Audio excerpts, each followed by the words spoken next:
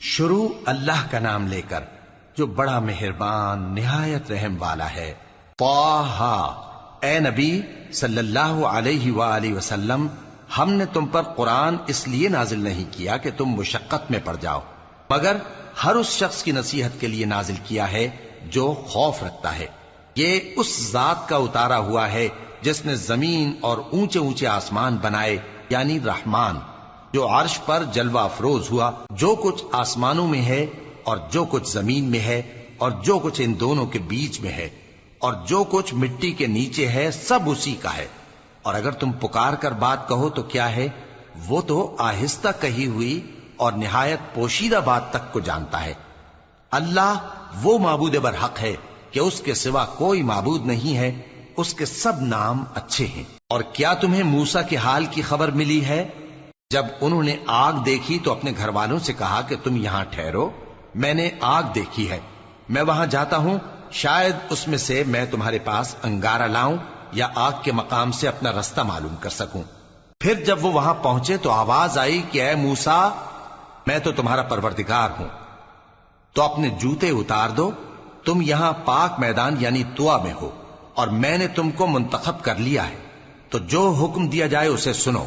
بے شک میں ہی اللہ ہوں، میرے سوا کوئی معبود نہیں، تو میری عبادت کیا کرو اور میری یاد کے لیے نماز پڑھا کرو۔ قیامت یقیناً آنے والی ہے، میں چاہتا ہوں کہ اس کے وقت کو پوشیدہ رکھوں تاکہ ہر شخص جو کوشش کرے اس کا بدلہ پائے۔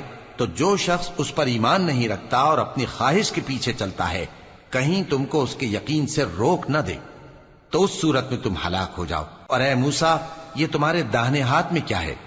انہوں نے کہا، یہ میری لاٹھی ہے، اس پر میں ٹیک لگاتا ہوں اور اس سے اپنی بکریوں کے لیے پتے جھاڑتا ہوں، اور اس میں میرے اور بھی کئی فائدے ہیں۔ فرمایا کہ موسیٰ اسے زمین پر ڈال دو، تو انہوں نے اس کو ڈال دیا اور وہ یکا یک سانپ بن کر دوڑنے لگا۔ فرمایا کہ اسے پکڑ لو اور ڈرنا مت، ہم اس کو ابھی اس کی پہلی حالت پر لوٹا دیں گے، اور اپنا ہاتھ اپنی بغل میں دبا لو کہ وہ کسی عیب و بیماری کے بغیر سفید چمکتا دمکتا نکلے گا۔ یہ دوسری نشانی ہے تاکہ ہم تمہیں اپنے بڑے بڑے نشانات دکھائیں۔ تم فرعون کے پاس جاؤ کہ وہ سرکش ہو رہا ہے۔ کہا، اے میرے پروردگار، اس کام کے لیے میرا سینہ کھول دے اور میرا کام آسان کر دے، اور میری زبان کی گرہ کھول دے تاکہ وہ میری بات سمجھ لیں، اور میرے گھر والوں میں سے ایک کو میرا وزیر یعنی مددگار مقرر فرما، یعنی میرے بھائی ہارون کو۔ اس سے میری کمر کو مضبوط کر اور اسے میرے کام میں شریک کر، تاکہ ہم تیری بہت سی تسبیح کریں اور تجھے کثرت سے یاد کریں، تو ہم کو ہر حال میں دیکھ رہا ہے۔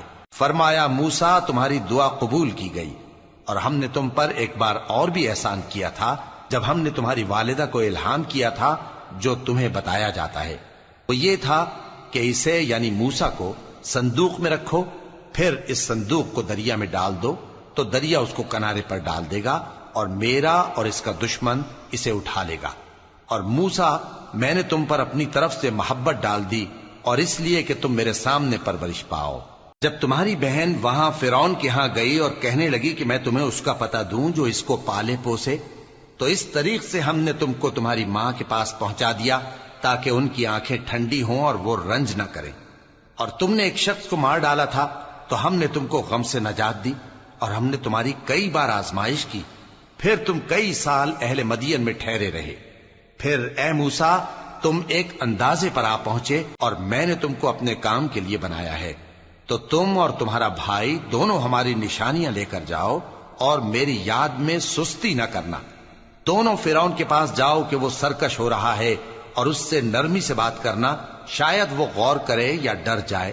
دونوں کہنے لگے کہ اے ہمارے پروردگار، ہمیں خوف ہے کہ وہ ہم پر زیادتی کرنے لگے یا زیادہ سرکش ہو جائے۔ اللہ نے فرمایا کہ ڈرو مت، میں تمہارے ساتھ ہوں کہ سنتا اور دیکھتا ہوں۔ اچھا، تو اس کے پاس جاؤ اور کہو کہ ہم آپ کے پروردگار کے بھیجے ہوئے ہیں، تو بنی اسرائیل کو ہمارے ساتھ جانے کی اجازت دیجیے اور انہیں عذاب نہ کیجیے۔ ہم آپ کے پاس آپ کے پروردگار کی طرف سے نشانی لے کر آئے ہیں، اور جو ہدایت کی بات مانے اس کو سلامتی ہو۔ ہماری طرف یہ وحی آئی ہے کہ جو جھٹلائے اور منہ پھیرے اس کے لیے عذاب تیار ہے۔ غرض موسیٰ اور ہارون فرعون کے پاس گئے، اس نے کہا کہ موسیٰ، تمہارا پروردگار کون ہے؟ کہا کہ ہمارا پروردگار وہ ہے جس نے ہر چیز کو اس کی شکل و صورت بخشی، پھر راہ دکھائی۔ کہا تو پہلی قوموں کا کیا حال ہوا؟ فرمایا کہ ان کا علم میرے پروردگار کو ہے جو کتاب میں لکھا ہوا ہے۔ میرا پروردگار نہ چوکتا ہے نہ بھولتا ہے۔ وہ وہی تو ہے جس نے تم لوگوں کے لیے زمین کو فرش بنایا اور اس میں تمہارے لیے رستے بنا دیے اور آسمان سے پانی برسایا، پھر اس سے مختلف نباتات پیدا کی کہ خود بھی کھاؤ اور اپنے مویشیوں کو بھی چراؤ۔ بے شک ان باتوں میں عقل والوں کے لیے بہت سی نشانیاں ہیں۔ اسی زمین سے ہم نے تم کو پیدا کیا اور اسی میں ہم تمہیں لوٹائیں گے اور اسی سے ہم تمہیں دوسری دفعہ نکالیں گے۔ اور ہم نے فرعون کو اپنی سب نشانیاں دکھائیں، مگر وہ تکذیب اور انکار ہی کرتا رہا۔ کہنے لگا کہ موسیٰ، کیا تم ہمارے پاس اس لیے آئے ہو کہ اپنے جادو کے زور سے ہمیں ہمارے ملک سے نکال دو؟ تو ہم بھی تمہارے مقابل ایسا ہی جادو لائیں گے، تو ہمارے اور اپنے درمیان ایک وقت مقرر کر لو کہ نہ تو ہم اس کے خلاف کریں اور نہ تم، اور یہ مقابلہ ایک ہموار میدان میں ہوگا۔ موسیٰ نے کہا کہ آپ کے لیے یوم زینت کا وعدہ ہے، اور یہ کہ لوگ اس روز دن چڑھے اکٹھے ہو جائیں۔ تو فرعون لوٹ گیا اور اپنے سامان جمع کر کے پھر آیا۔ موسیٰ نے ان جادوگروں سے کہا کہ یہ تمہاری بربادی ہوگی، اللہ پر جھوٹ نہ باندھو، وہ تمہیں عذاب سے فنا کر دے گا، اور جس نے جھوٹ باندھا وہ نامراد رہا۔ تو وہ باہم اپنے معاملے میں جھگڑنے اور چپکے سرگوشی کرنے لگے۔ کہنے لگے یہ دونوں جادوگر ہیں، چاہتے ہیں کہ اپنے جادو کے زور سے تم کو تمہارے ملک سے نکال دیں اور تمہارے بہترین مذہب کو نابود کر دیں۔ تو تم جادو کا سامان اکٹھا کر لو اور پھر قطار باندھ کر آؤ۔ آج جو غالب رہا وہی کامیاب ہوا۔ جادوگر بولے کہ موسیٰ، یا تو تم اپنی چیز ڈالو یا ہم اپنی چیزیں پہلے ڈالتے ہیں۔ موسیٰ نے کہا بلکہ تم ہی پہلے ڈالو۔ جب انہوں نے چیزیں ڈالیں تو یکا یک ان کی رسیاں اور لاٹھیاں موسیٰ کے خیال میں ایسی آنے لگیں کہ وہ میدان میں ادھر ادھر دوڑ رہی ہیں۔ اس وقت موسیٰ نے اپنے دل میں خوف محسوس کیا۔ ہم نے کہا خوف نہ کرو، بلا شبہ تم ہی غالب رہو گے، اور جو چیز یعنی لاٹھی تمہارے داہنے ہاتھ میں ہے اسے ڈال دو کہ جو کچھ انہوں نے بنایا ہے اس کو وہ نگل جائے گی۔ جو کچھ انہوں نے بنایا ہے یہ تو جادوگروں کے ہتھ کنڈے ہیں، اور جادوگر جہاں بھی جائے کامیاب نہیں ہوگا۔ اس پر جادوگر سجدے میں گر پڑے، کہنے لگے کہ ہم موسیٰ اور ہارون کے پروردگار پر ایمان لائے۔ فرعون بولا کہ پیشتر اس کے کہ میں تمہیں اجازت دوں تم اس پر ایمان لے آئے، بے شک یہ تمہارا بڑا یعنی استاد ہے جس نے تم کو جادو سکھایا ہے، سو میں تمہارے ہاتھ اور پاؤں مخالف سمت سے کٹوا دوں گا اور تم کو کھجوروں کے تنوں پر سولی چڑھوا دوں گا، اور تم کو معلوم ہوگا کہ ہم میں سے کس کا عذاب زیادہ سخت اور دیر تک رہنے والا ہے۔ انہوں نے کہا کہ جو دلائل ہمارے پاس آ گئے ہیں ان پر اور جس نے ہم کو پیدا کیا ہے اس پر ہم آپ کو ہرگز ترجیح نہیں دیں گے، تو آپ کو جو حکم دینا ہو دے دیجئے، اور آپ جو حکم دے سکتے ہیں وہ صرف اسی دنیا کی زندگی میں دے سکتے ہیں۔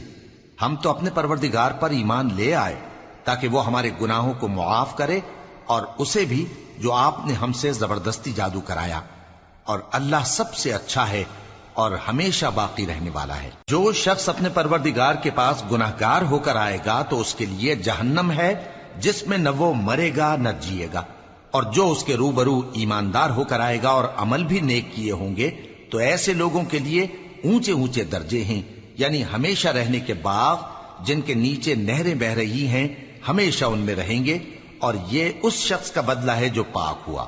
اور ہم نے موسیٰ کی طرف وہی بھیجی کہ ہمارے بندوں کو راتوں رات نکال لے جاؤ، پھر ان کے لیے سمندر میں لاٹھی مار کر خشک رستہ بنا دو، پھر تم کو نہ فرعون کے آ پکڑنے کا خوف ہوگا اور نہ غرق ہونے کا ڈر۔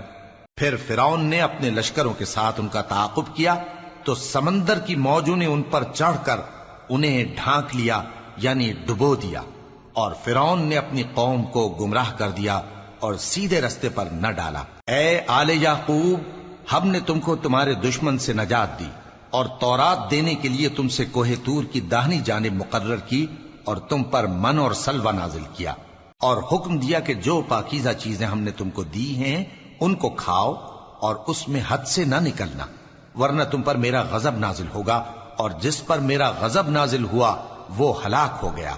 اور جو توبہ کرے اور ایمان لائے اور عمل نیک کرے پھر سیدھے رستے چلے اس کو میں بخش دینے والا ہوں۔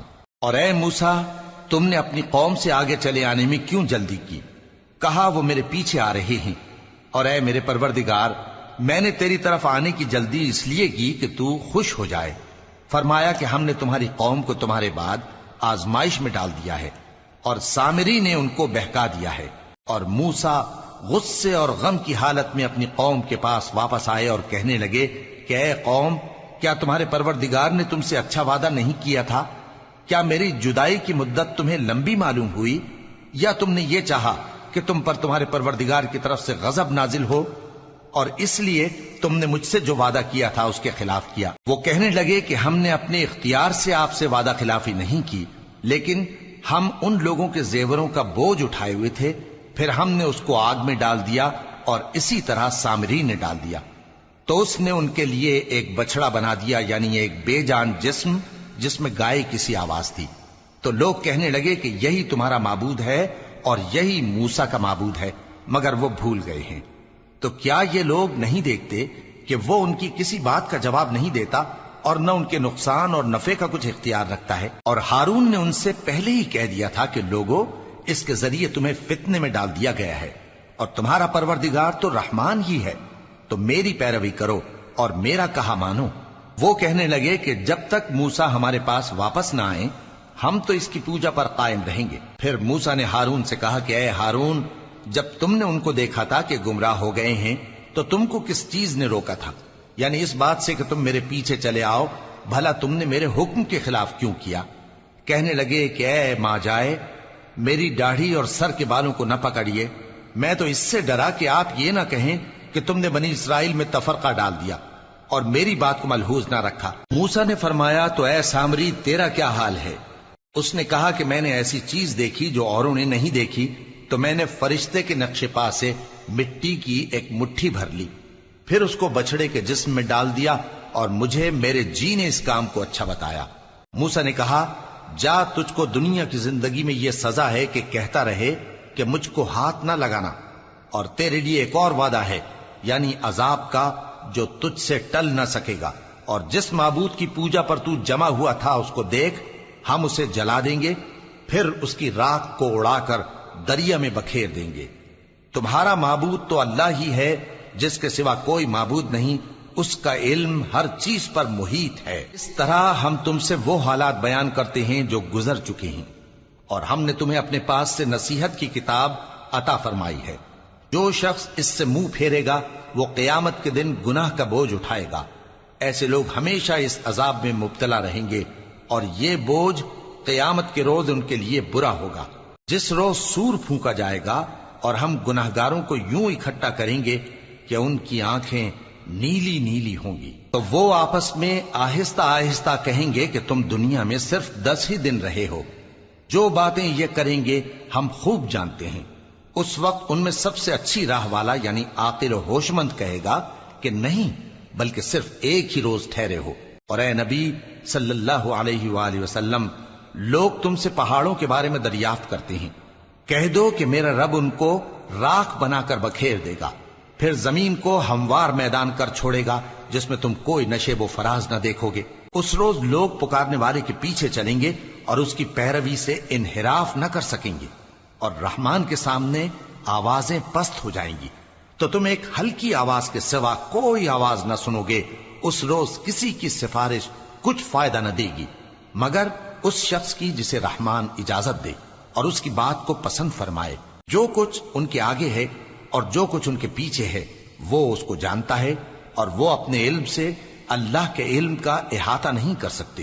اور اس زندہ و قائم کے روبرو منہ لٹک جائیں گے، اور جس نے ظلم کا بوجھ اٹھایا وہ نامراد رہا، اور جو نیک کام کرے گا اور مومن بھی ہوگا تو اس کو نہ ظلم کا خوف ہوگا اور نہ نقصان کا۔ اور ہم نے اس کو اسی طرح کا قرآن عربی نازل کیا ہے، اور اس میں طرح طرح کے ڈراوے بیان کر دیے ہیں تاکہ لوگ پرہیزگار بنیں یا اللہ ان کے لیے نصیحت پیدا کر دے۔ تو اللہ جو سچا بادشاہ ہے، عالی قدر ہے، اور قرآن کی وحی جو تمہاری طرف بھیجی جاتی ہے اس کے پورا ہونے سے پہلے قرآن کے پڑھنے میں جلدی نہ کیا کرو، اور دعا کرو کہ میرے پروردگار مجھے اور زیادہ علم دے۔ اور ہم نے پہلے آدم سے عہد لیا تھا مگر وہ اسے بھول گئے، اور ہم نے ان میں ارادے کی پختگی نہ پائی۔ اور جب ہم نے فرشتوں سے کہا کہ آدم کے آگے سجدہ کرو تو تو سب سجدے میں گر پڑے مگر ابلیس نے انکار کیا۔ اس پر ہم نے فرمایا کہ آدم، یہ تمہارا اور تمہاری بیوی کا دشمن ہے، تو یہ کہیں تم دونوں کو بہشت سے نہ نکلوا دے، پھر تم تکلیف میں پڑ جاؤ۔ یہاں تم کو یہ آسائش ہے کہ نہ بھوکے رہو نہ ننگے، اور یہ کہ نہ پیاسے رہو اور نہ دھوپ کھاؤ۔